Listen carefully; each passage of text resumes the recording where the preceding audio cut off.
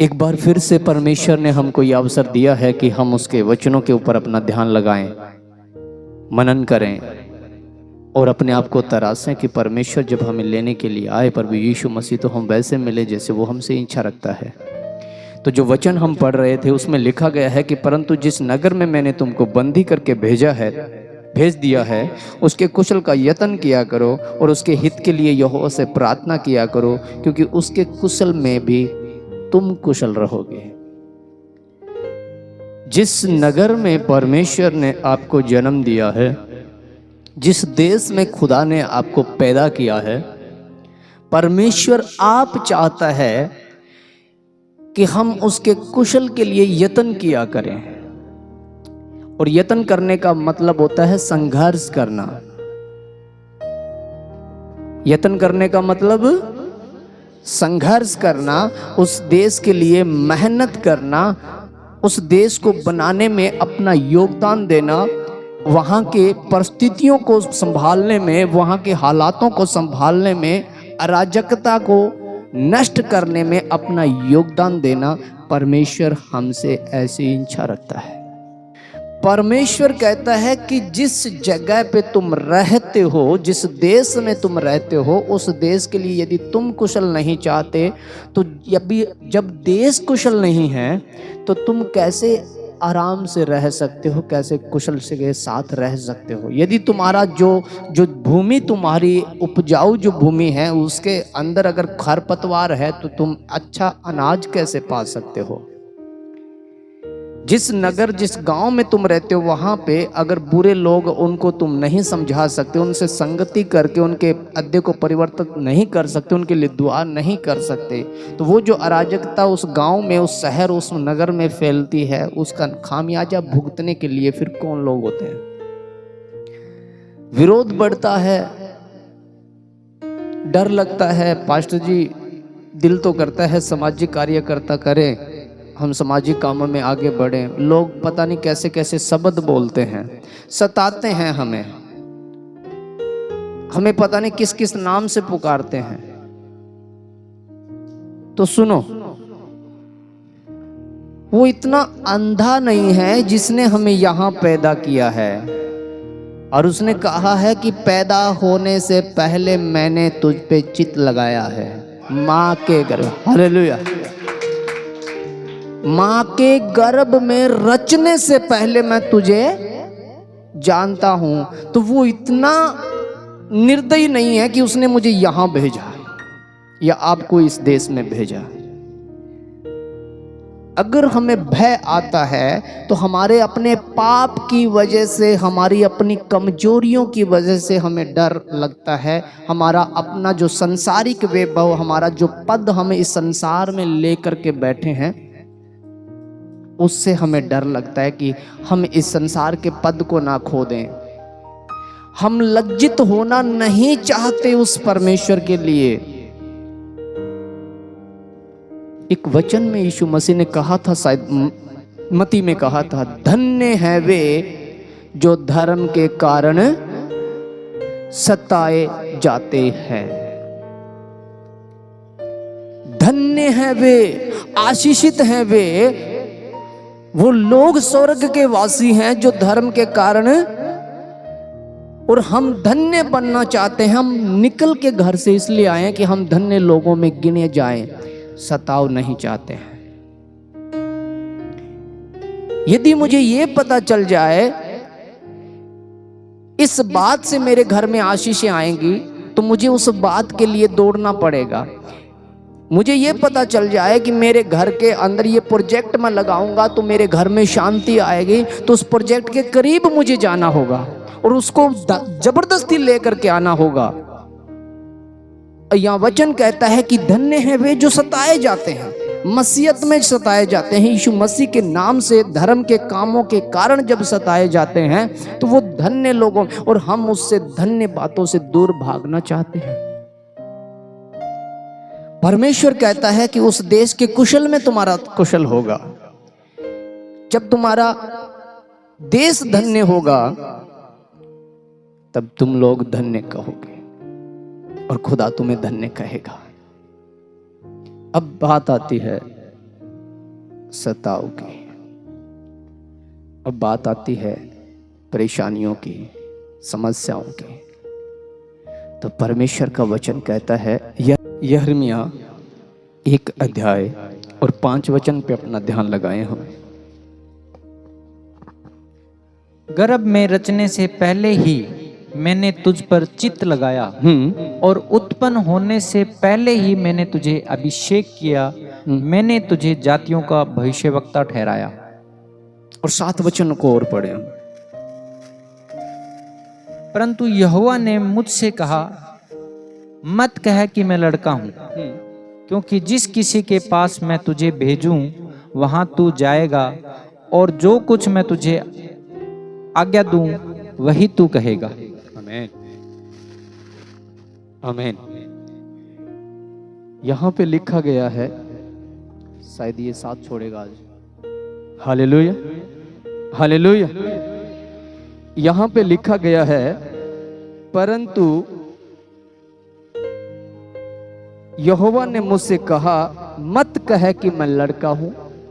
और 5 वचन में लिखा गया है कि मैंने तुझे जातियों के ऊपर भविष्यवक्ता ठहराया है। जातियों के ऊपर, जगत के ऊपर नहीं, जातियों के ऊपर। जिस जगह हम पैदा हुए हैं, खुदा कहता है कि यदि मेरा वचन तेरे करीब और तूने ग्रहण किया है, तूने नहीं, मैंने तुझे चुना है।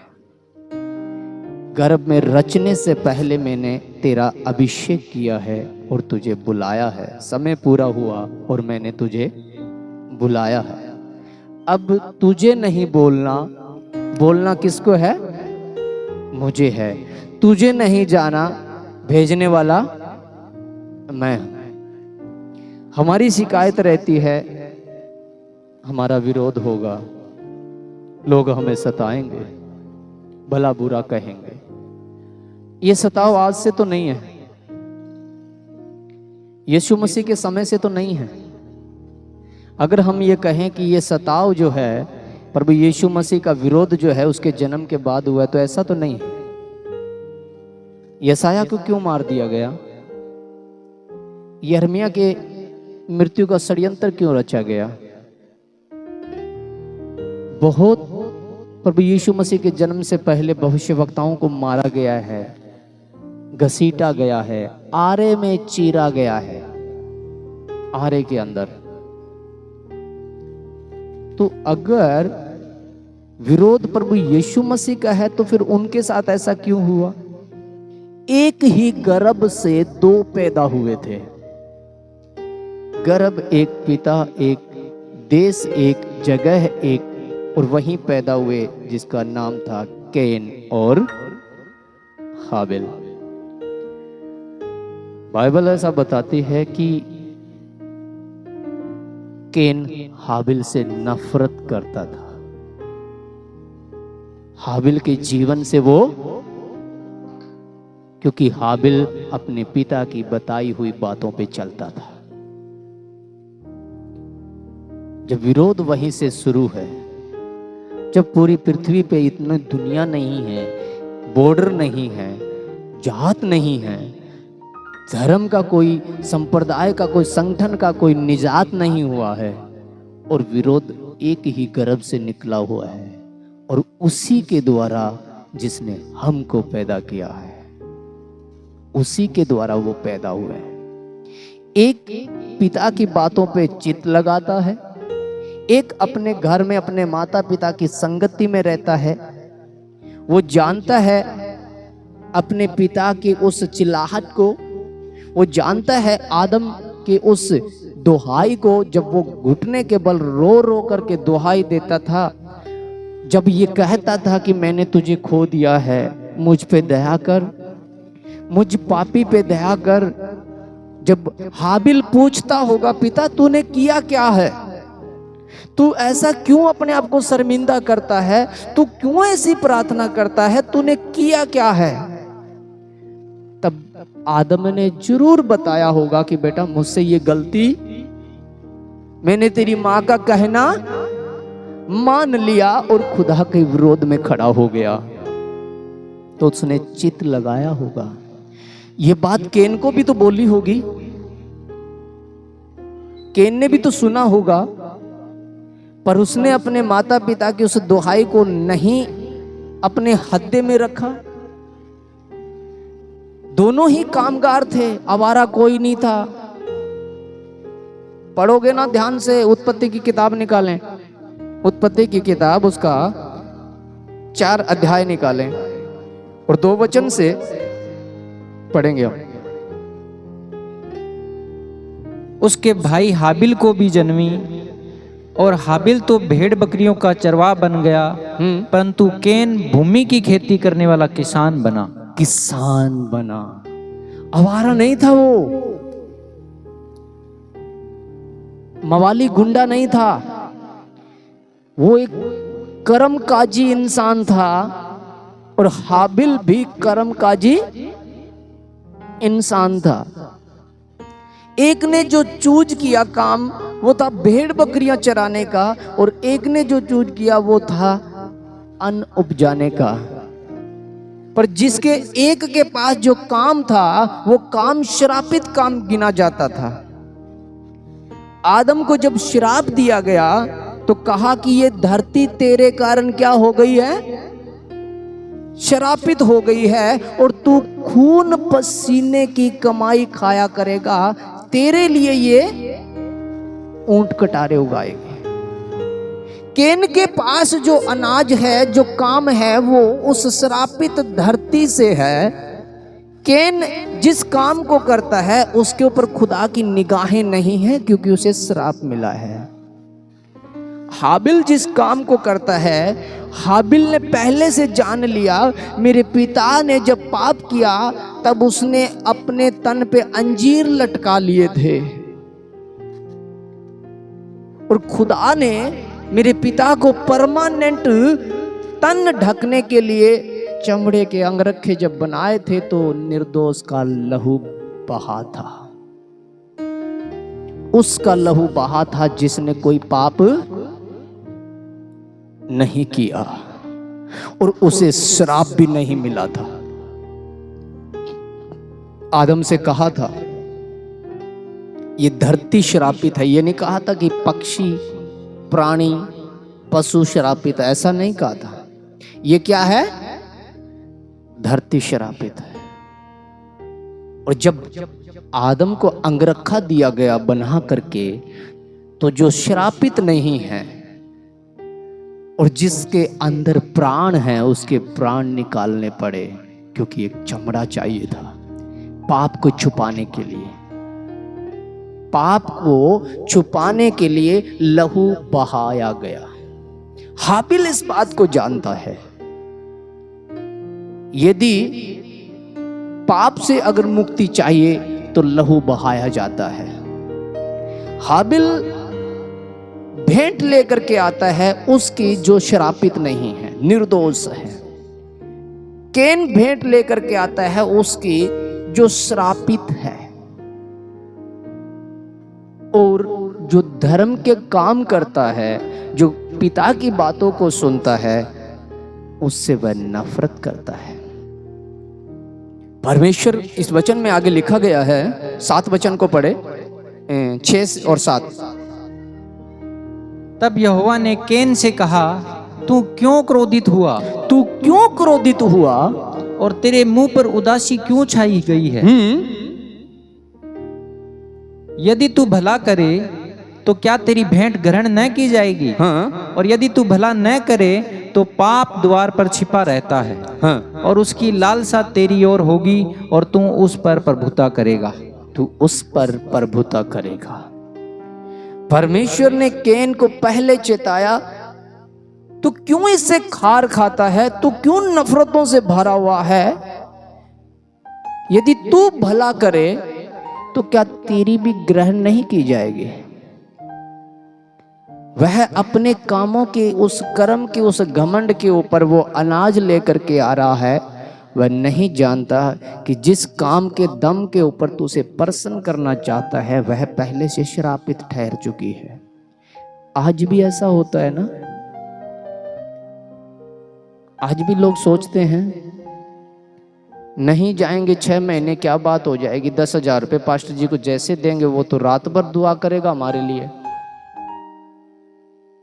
आज भी तो केन की भेंट आती है कि नहीं आती है? आज भी तो परमेश्वर के ऐसे ऐसे दास बैठे हैं, वो नहीं पूछते कि भाई तू पैसा लेके जो आया है कर्म क्या करके आया है, किसी का खून बहा करके तो नहीं आया है। किसी चाहे तू चिट्टा बेच के आया हो, पैसे तो आ रहे हैं ना। किसी के माँ के बेटे के लाल को तो नहीं खपा दिया तूने, बस पैसा चाहिए ले आओ, 10 मास दान भेंट। नहीं जाना जाता कि तू केन की भेंट तो लेकर के नहीं आ गया है, तू श्रापित कामों से तो नहीं आ गया है। चाहिए पैसा, आशीष दे, आशीष दे, आशीष दे। प्रभु आपको आशीष, जो बोएगा सो काटेगा, जो बोएगा सो काटेगा। काट के लाया क्या है केन?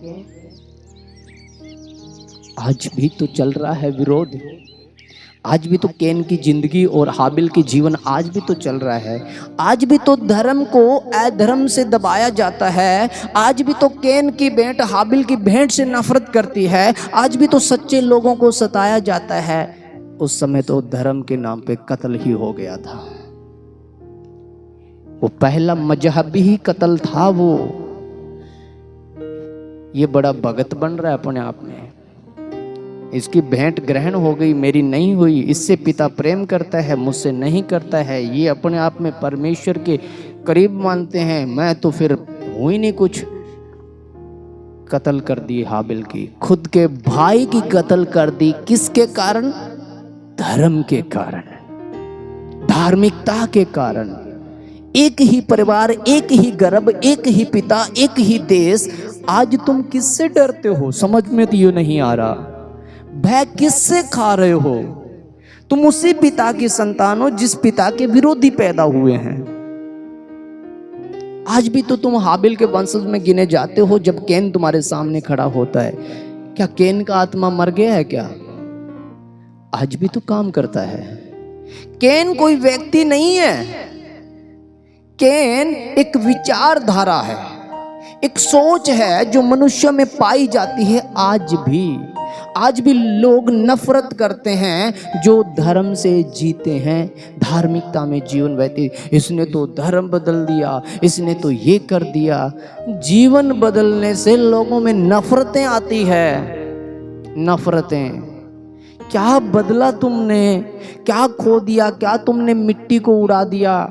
क्या छीन लिया किसका? क्या किसी के श्वास रोक दिए तुमने, या हवा छीन ली किसी की? क्या किसी का सूर्य मध्यम कर दिया तुम लोगों ने? क्या किसी पे अंधकार कर दिया? कर क्या दिया? बस इतना कि बुराई का साथ देना छोड़ दिया। इतना ही तो किया होगा। तो मारे तो जाओगे। जब हाबिल को नहीं बख्शा तो फिर हम लोग, आज केन की विचारधारा और हाबिल की विचारधारा काम करती है। हम लोग उसके बीच में रहते हैं। हमें ये देखना पड़ेगा, समझना पड़ेगा। ये देश, ये मुल्क अगर कुशल नहीं है तो परमेश्वर के लोग कुशल नहीं हो सकते। अपने देश के लिए कुशलता मांगनी होगी और यत्न करना होगा। मांगनी, दुआ तो बनती ही है, प्रार्थना तो बनती है कि खुदा मैं जिस जगह पैदा हुआ हूं उसे ब्लेस कर, मैं जिस समाज में पैदा हुआ हूं उसे ब्लेस कर, जिस अधिकारी के नेतृत्व में मेरा गांव आता है, मेरे गांव के प्रधान को संभाल, उसके बच्चों को ब्लेस कर, मेरे हरियाणा को, मेरे भारतवर्ष को ब्लेस कर, क्योंकि उसके कुशल में मेरी कुशलता है। मेरे देश का अगर रुपया गिर गया तो मेरे घर का बजट भी गिर जाएगा।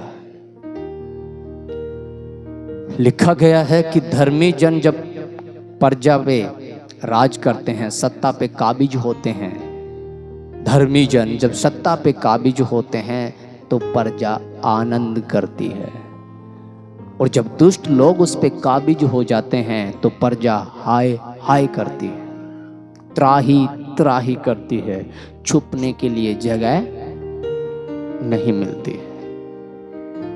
हमें केन का सामना करना पड़ेगा। और ये केन वो है जो नफरतों के बीज बोता है।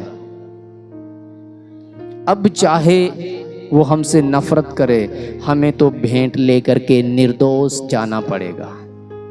और वो भेंट है हमारा हद, हमारी जुबान, आंख, हाथ। अपने आप को परमेश्वर के सम्मुख पवित्र, जीवित और भावता हुआ बलिदान करके चढ़ाओ। तो केन अपने आप भाग जाएगा। उसने कहा है मैं तो भगोड़ा रहूंगा। हालेलुया। मैं क्या रहूंगा? भगोड़ा रहूंगा। वो आपके सामने खड़ा नहीं रह सकता, क्योंकि केन नहीं है। केन क्या है? एक विचारधारा है, और वो विचारधारा शैतान की है। और बाइबल ऐसा कहती है, शैतान का सामना करो तो वो तुम्हारे आगे से भाग जाएगा। केन तो हवा का बेटा है। केन तो आदम से पैदा हुआ है, और लिखा भी गया है। हव्वा कहती है कि मैंने यहोवा की सहायता से एक पुरुष को पाया है। उसने यह कह करके उसका नाम केन रखा। शैतान की सहायता से नहीं, शैतान के लिए नहीं।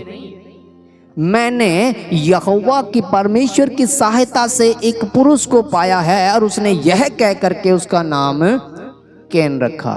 तो बेटा तो वो आदम का है, फिर केन हमारा दुश्मन नहीं। केन में एक विचारधारा है, वो विचारधारा हमारी दुश्मन है। और वो विचारधारा किसकी है? शैतान की। सच तो ये है, केन दुश्मन नहीं है। एक ही माँ और एक ही पिता के बेटे हैं। सच तो ये है, ये देश हमारा विरोधी नहीं है। जो विरोध करते हैं वो खुदा से पैदा हुए हैं। उस विरोध की जो आत्मा है, हमारा तो मुकाबला उससे है। और उसका जब तुम सामना करोगे तो वो तुम्हारे आगे से भाग जाएगा। सामना आंख दिखा के तो किया नहीं जा सकता। आग को बुझाने के लिए आग की जरूरत नहीं पड़ती, पानी चाहिए। बुराई को मिटाने के लिए आप बुराई पे अगर उतर आओगे तो आप डबल कर दोगे, क्योंकि कैन को अगर मिटाना है तो हाबिल बनना पड़ेगा आपको। अपने घर से कलेशों को, अपनी बीमारियों को, अपने शर्मिंदगी को, अपनी लज्जा को अगर दूर करना है तो आपको केन की भेंट की जरूरत नहीं है। आपको जरूरत है हाबिल की तरह आदम की संगति करने की। हालेलुया। हाबिल अपने पिता की सुनता आया, हाबिल अपने माता की सुनता आया, तब वो लेकर के गया भेंट। वो जानता था कि इसका लहू जब बहाया जाएगा तब मेरे पिता को भी अंगरखा मिला तो मेरे गुनाह क्यों ना छुपा दिए जाएंगे।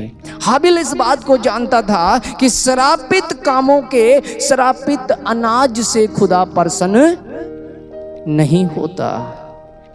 हाबिल इस बात को जानता है कि वो लहू जब बहाया जाएगा तब मैं मेरे पिता के अंगरखे का हकदार बनूंगा।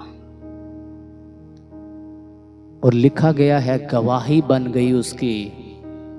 खुद परमेश्वर ने कहा कि उसका प्राण मेरी दुहाई देता है। मरकर भी हाबिल नहीं मरा, प्राण निकल गए, शरीर दफना दिया गया केन के द्वारा, लेकिन बताते हैं कि हाबिल पुकार रहा था। जमीन के नीचे से उसका प्राण दुहाई दे रहा था कि मुझे इसने मारा है, मेरा कत्ल इसने किया है। मैं तेरी दुहाई देता था, ये मेरा विरोध करता था, ये क्रोध करता था, इसमें नफरतें थी, और इस नफरत ने तेरे दास को जमीन में डाल दिया है। और उसके प्राणों का बदला ये था कि केन को भागना पड़ा और ये कहना पड़ा कि मैं जीवन भर भगोड़ा रहूंगा, तेरे सम्मुख तो मैं कभी नहीं आऊंगा। तो क्लियर हो गया था कि वह उसके देश का अधिकारी नहीं है। आप उस खुदा के बेटे हैं। लिखा गया है कि तुम्हारी देह, ये मंदिर, ये हैकल है, हैकल, मैं तुम्हारी देह में रहूंगा। जब वो पवित्र जिसने कहा कि मुझे छूना मत, वो कहता है कि मैं तुम्हारे भीतर रहूंगा। कल्पना करके देखो एक बार, आ सकता है क्या वो हमारे अंदर? अपनी आंखों को पोंछ करके देखो, होठ साफ करके देखो, अपने हाथों को धो करके देखो, अपने पाँव में चप्पल निकाल करके देखो। हम है क्या कि वो आ जाए हमारे अंदर? कहीं ना कहीं तो हमने ऐसा कर रखा है कि या तो स्वार्थ है हमारे अंदर, या आज्ञा के मानने वाले नहीं हैं। यदि आज्ञाओं पे चलने वाले हैं तो विधियों को नहीं मानते। लिखा गया है कि यदि तू मेरी आज्ञाओं को माने और मेरी विधियों पर चले। आज्ञाओं के साथ विधियां हैं, एक विधि विधान है।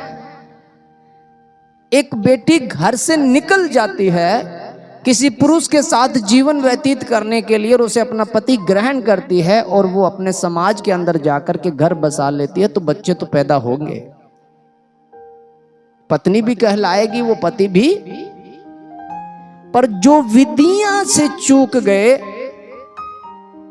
जो विधियां एक पति और पत्नी की ठहराई गई है उससे चूक गए, तब क्या होगा? जीवन भर उनको कहीं ना कहीं अपने आप को ये कबूल तो करना पड़ेगा कि हाँ, हमसे चूक हुई है। जब तक हम जिएंगे तब तक वो पास्ट हमारे साथ साथ चलेगा कि मैंने कहीं ना कहीं ये गलती तो की है। ऐसे आज्ञा मानने से भी क्या होगा जब विधियां पे नहीं चलेंगे? परमेश्वर की विधि है और उस विधि के अनुसार जीवन को व्यतीत करना पड़ेगा। और विधि क्या कहती है? पड़ोसी के घर में किल्लाटा है, आप सोए पड़े हैं, ये खुदा की विधि नहीं है। पता है आपको, व्यवस्था में 10 आज्ञाएं दी गई है, प्रभु यीशु मसीह ने 2 में क्यों मुकम्मल कर दी? जबकि कहता है कि मैं व्यवस्था को लोप करने के लिए नहीं आया, उसे पूरा करने के लिए आया हूं। मैं व्यवस्था का विरोधी नहीं हूं, व्यवस्था के द्वारा कोई धर्मी नहीं ठहर सकता, इसलिए व्यवस्था मैं अपने ऊपर ले लेता हूं, तुम मुझ में आ जाओ।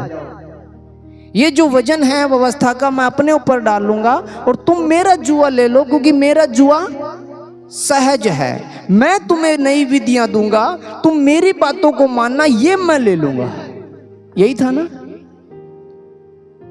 तो उसने 2 बातें बोली थी, अपने सारे मन, अपने सारे प्राण और अपनी सारी बुद्धि और अपनी सारी शक्ति के साथ परमेश्वर से। ये पहली आज्ञा है। दूसरी के विषय में इसी के सम्मान, कम या ज्यादा नहीं, इसी के समान दूसरी आज्ञा ये है, अपने माता पिता का आदर कर और अपने पड़ोसी से अपने सम्मान प्रेम कर। जब आप 10 आज्ञाओं पढ़ोगे ना व्यवस्था विवरण में, 10 आज्ञाओं में से 5 आज्ञाएं जब ऊपर की पढ़ोगे, पांचों की पांचों आज्ञाएं परमेश्वर की ओर इशारा करती है। इस संसार से कोई लेना देना नहीं है। दूसरे को ईश्वर करके मत मानना, तू यहोवा परमेश्वर का नाम व्यर्थ। सारी बातें परमेश्वर की, पांचों की पांचों बातें परमेश्वर की ओर इशारा करती है। जब 5 से 6 पे आ जाओगे तो किसी के बेल का लालच मत करना, तू झूठी साक्षी, तब पड़ोसी और संसार की ओर इशारा करती है। अपने माता पिता का आदर कर। 10 की 10 आज्ञाओं का एक कॉम्बो पैक बना के दिया था। कॉम्बो पैक यानी कि सारी बातें 2 आज्ञा में डाल दी थी कि ये सारी आज भी माननी पड़ेगी। क्या छूट है क्या झूठ बोलने की?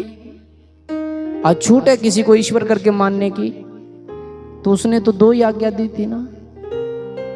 तो यहां से कन्फर्म हो जाएगा कि विधियां आज भी काम करती है। हालेलुया। आज भी उसकी विधियां काम करती है। आज भी हमें दरिद्र की ओर ध्यान देना पड़ेगा। आज भी हमें खुदा के कामों की ओर ध्यान देना पड़ेगा। आज भी देश के कुशल के लिए यत्न करना पड़ेगा। आज अगर कोई पेड़ के लिए बोलता है तो लगाना ही पड़ेगा, क्योंकि पर्यावरण अगर स्वच्छ होगा तो मेरी सांसें अच्छी चलेगी, अच्छी चलेगी। आज बोला गया है कि तू अच्छा भोजन करना, अशुद्ध भोजन मत करना। आज बोला गया है कि हाथ धो करके भोजन करना। मैं तो मसीह गाना है, बाइबल में लिखा गया है कि उसके चेले हाथ नहीं धोते थे, हम भी नहीं धोएंगे। तो उस समय बैक्टीरिया था कि नहीं था? आज तो परमेश्वर की विधियां क्या है? अपने आप को पवित्र, शुद्ध, साफ, ये हैकल है उसकी। इस मंदिर को कौन साफ करेगा? इस मंदिर के लिपाई पोताई कौन करेगा? ये हैकल तो परमेश्वर की है। ये हैकल इस संसार में ये भी खुदा की है। केला तब तक केला अच्छा नहीं है जब तक उसका छिलका अच्छा नहीं है। छिलका यदि सड़ गया तो केले का सड़ना निश्चित है। संसारिक जीवन, संसारिक व्यवस्था, संसारिक खुदा का घर यदि कमजोर पड़ गया तो मत सोचो कि आत्मिक खुदा का घर तंदुरुस्त रहेगा। संभाविक है उसके अंदर बीमारियां आना। आपका सच बताऊं, यदि यहां आने पे मन नहीं लगता, यहां से वचन सुनने पे अगर मन नहीं लगता और यहां आने से अगर कतराते हो और इग्नोर करते हो, तो मैं गारंटी के साथ कहता हूं आत्मा में भी ग्रहण नहीं कर पाओगे, कभी भी इग्नोर करोगे। सच कहता हूं, सबसे पहले भौतिक जीवन के अंदर क्लियर लिखा गया नीति वचन के अंदर, सबसे पहले अपने बाहर के कामों को तैयार कर, फिर अपने खेत को तैयार कर, तब अपना घर बनाना।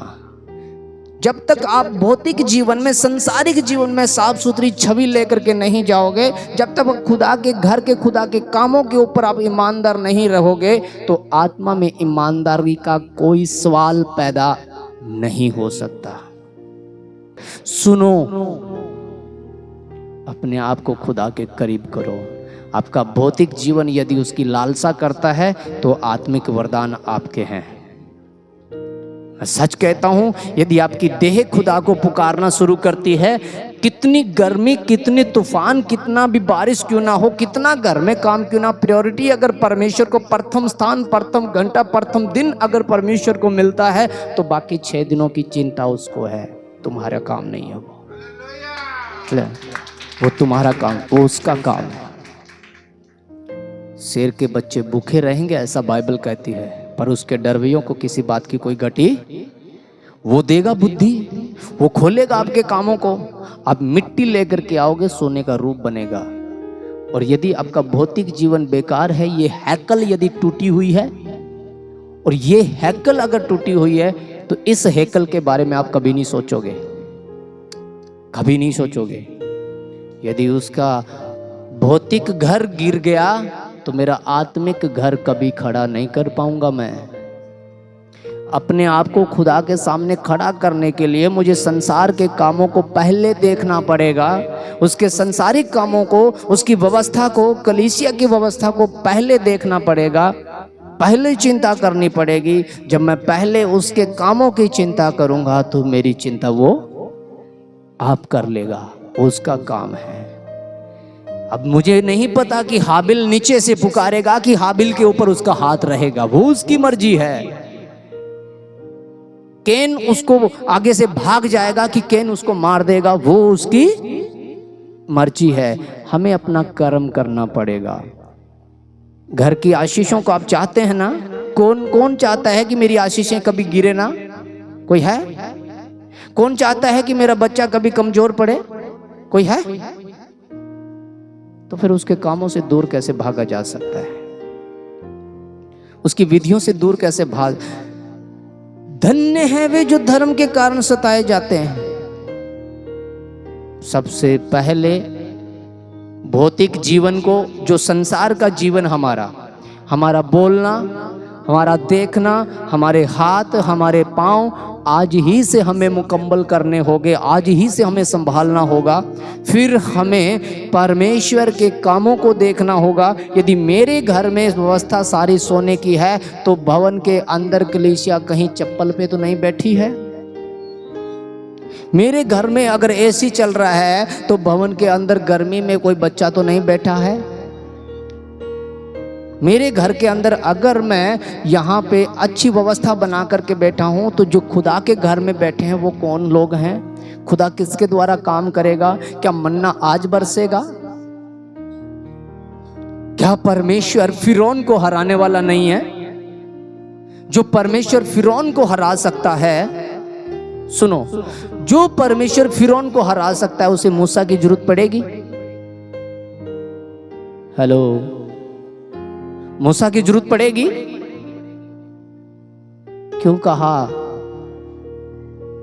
मैं उतर आया हूं?